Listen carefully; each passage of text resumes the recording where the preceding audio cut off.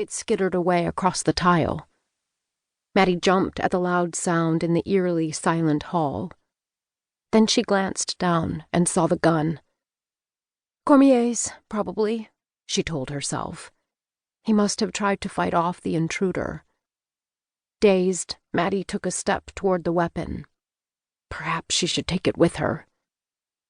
Even as the words formed in her mind, she shuddered. The last gun she had handled had been a little plastic model that had come in a box labeled Annie Oakley's Sharpshooter Special for ages 5 and up. A friend had given it to her on the occasion of her 6th birthday. Mattie had practiced her fast draw for hours, whipping the toy gun out of its pink-fringed imitation leather holster over and over again, until her concerned parents had taken it from her and replaced it with a box of watercolors. Mattie had dutifully played with the paints for approximately 10 minutes and succeeded in producing a cheerful yellow horse for Annie Oakley to ride. The picture had been cute, but was not deemed good enough to hang on the refrigerator next to her sister Ariel's latest rendition of a bouquet of flowers. Her training in handguns thus halted at such an early stage, Mattie realized now that she had absolutely no idea of how to use the lethal-looking monster lying at her feet on the white floor. On the other hand, how complicated could it be, she asked herself as she stooped to pick up the heavy weapon. Every punk on every city street back in the States owned and operated one. It was a sure bet most of them were too illiterate to read the manuals. Besides, it was easy to see which end to point away from herself. Oh God, she was getting hysterical. It was a sure sign of losing control. She had to get a grip on herself. She could panic later, if necessary. Mattie took several breaths while she fumbled the gun into her elegant black and tan leather shoulder bag. She paused as she noticed the bloodstains on the strap. Cormier's blood.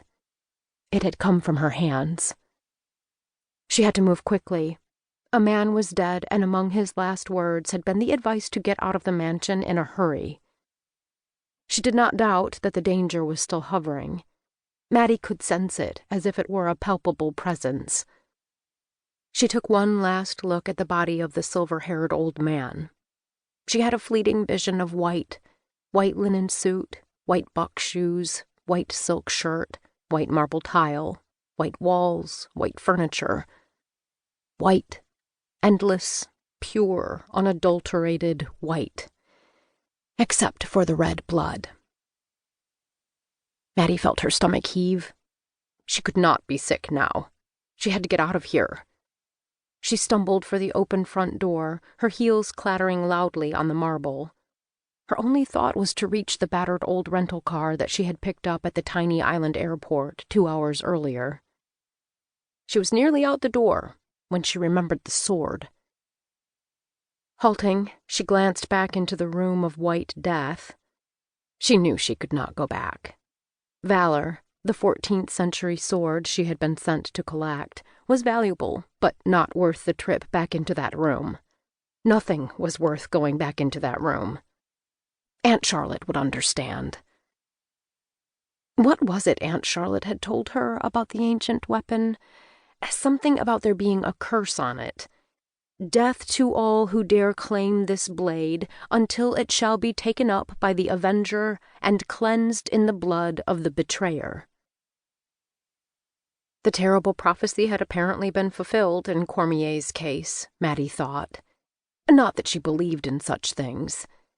Still, Cormier had claimed the blade, and now he was dead. Mattie suddenly had no interest whatsoever in locating the medieval sword and taking it back to Seattle.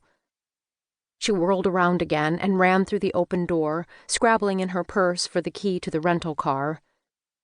Perhaps that was why she didn't see the man who stood on the veranda to one side of the open door. Nor did she notice the booted foot he stuck out in front of her until she tripped over it and went flying. She sprawled on the white planking of the veranda, the wind knocked out of her. Before she could get back enough breath to scream, she felt something cold and metallic against the nape of her neck.